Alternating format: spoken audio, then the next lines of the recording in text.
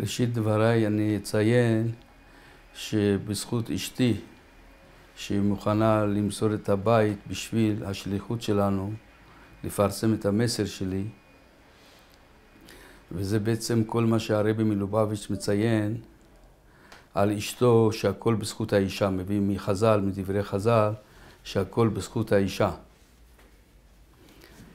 ובהקשר לזה אציין כמה מילים, כמה רעיונות של הרבי לגבי האישה, ובהקשר למצב היום בארץ ובעולם. התורה אומרת, התורה היא בעצם דרכיה דרכי נועם וכל נתיבותיה שלום. אז זה לא אומר שחס ושלום קדוש ברוך הוא לא יודע מה זה מלחמה. כי אנחנו אומרים בתהילים ובתפילת שחר, השם הוא איש מלחמה.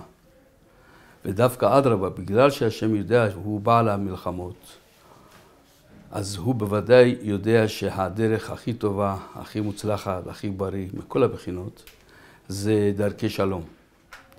אבל כפי שציינתי קודם, אבל זה לא אומר שהשם לא מוכן אם מישהו רוצה מלחמה. אותו דבר בדרך שהרבי מראה לנו, ואני כמי שציינתי שאני הכי קשור לרבי, אני הולך בדרך של הרבי ובאמת בטל לרבי. כמו שהרבי מלובביץ' בטל לרבי הקודם, הרייץ, חמיב, באותה מידה אני בטל לרבי מלובביץ'.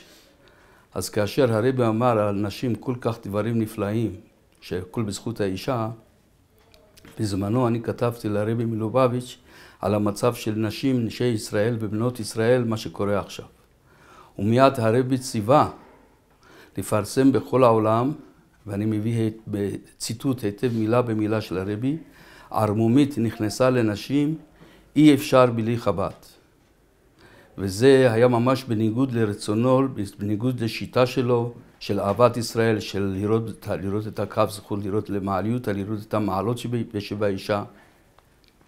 זה היה ממש בניגוד לשיטה, אבל היות ואני כתבתי והרבי ראה שהצדק איתי, אז הוא ציווה לפרסם.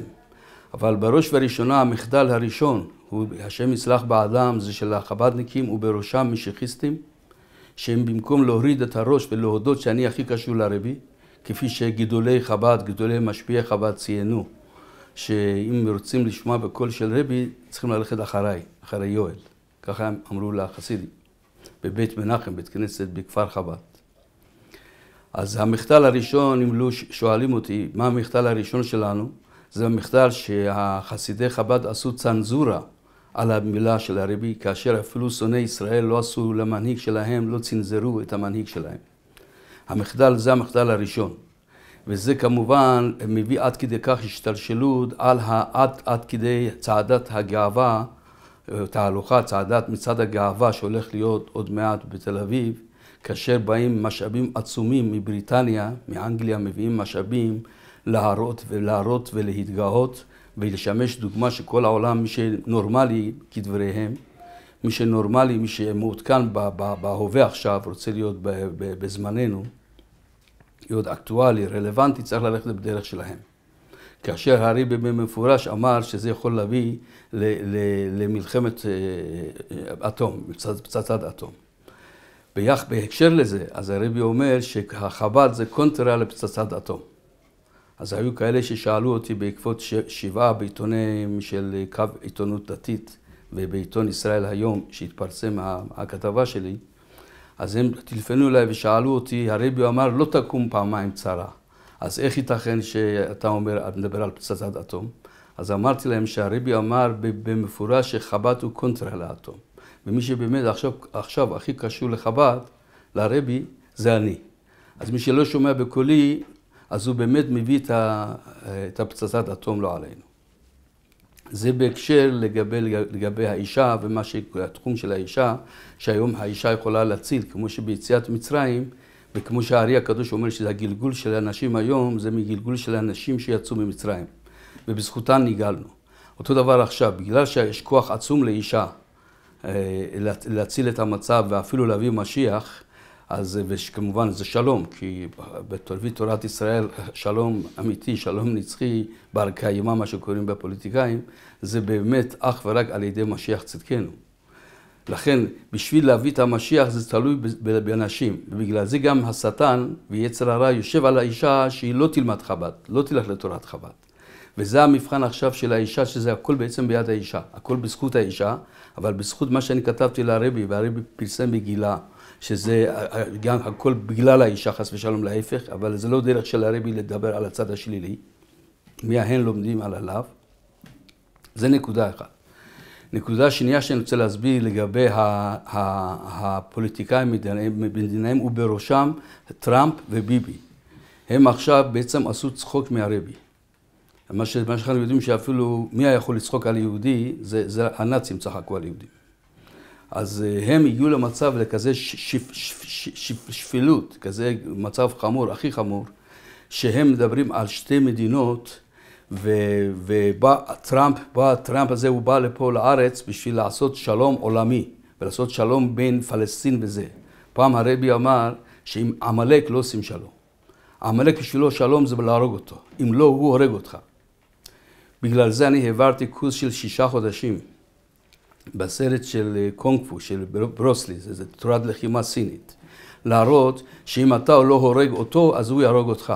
זה לא שבא, הוא צריך להבין, הטראמפ הזה, או אלה שרוצים להחזיק את המעצמת על, שרוצים להחזיק את העולם ולהזיז שלום בעולם, הם צריכים לדעת שלגבי עמלק פשוט צריך להשמיד אותו. עוד בזמנו של ערפאת, הרבי אמר לפני שהוא ירים ראש, יגיע לפוליטיקה, אמר צריך לחסל אותו. אז צחקו על הרבי, אמרו מה הוא בחוץ לארץ, הוא יגיד לנו מה לעשות.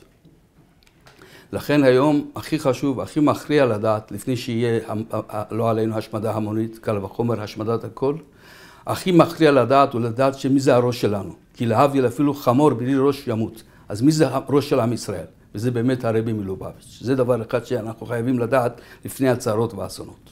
ועוד בקנה מידה של השמדה המונית והשמדת הכל. דבר שני חשוב לא פחות לדעת מי הכי קשור לרבי. וזה מה שאני מבקש עכשיו בדרכי נועם, כמו שציינתי מתחילת דבריי, דרך דרכי נועם וכל נתיבותי השלום, שאם באמת ישמעו אליי בכל רגע, להזדרז, בכל רגע להקדים לשמוע בקולי, אז נוכל בשמחה בדרכי נועם להביא את המשיח, להביא שלום באמת הכל. אם לא חס ושלום, אז בתוך צרות ומלחמות נוכל להביא את השלום הזה. כי המשיח עומד בפתח, כל אחד יכול לצייר לעצמו, שעומד בפתח של הדלת, שם את הידיים שלו על המזוזה, והוא רוצה להיכנס פנימה, ואומר כמה אתם טיפשים, כמה אתם מפגרים, כמה אתם כפויי טובה, שאתם לא רואים שאני רוצה להיכנס. תתחילו לנגן, תתחילו לשיר, תתחילו לשמוח. זה פחות, מלך המשיח הוא פחות מטראמפ, פחות מאיזה מלך של גוי, פחות ממלך ישראל, פחות ממלך המשיח שהוא לעומת אפילו מלכי ישראל, לא רק מלכי אומות העולם. אפילו למלכי ישראל, חז"ל אומרים שזה הבל, זה כמו נר לעומת השמש. משיח צאתנו לעומת מלך המשיח, לעומת מלכי ישראל הקודמים, זה כמו נר לעומת שמש. שהשמש, דהיינו, שהשמש זה המשיח, והנר זה מלך המשיח, והנר זה מלכי ישראל שהוא לפניו, כמו שלמה המלך, דוד המלך, שאול המלך וכו'. בזה אסיים בתפילה, קודם כל בתור יתום וקטן, הנני מתפלל לאשתי, לבריאות שלה, לשמחה שלה, וכמו כן גם מתפלל קודם כל למשיחיסטים בחב"ד, חב"דניקים, ואפילו כל העם ישראל וכל העולם כולו להזדרז לתת לי יד לפני השמדה המונית וקל וחומר לפני השמדת הכל.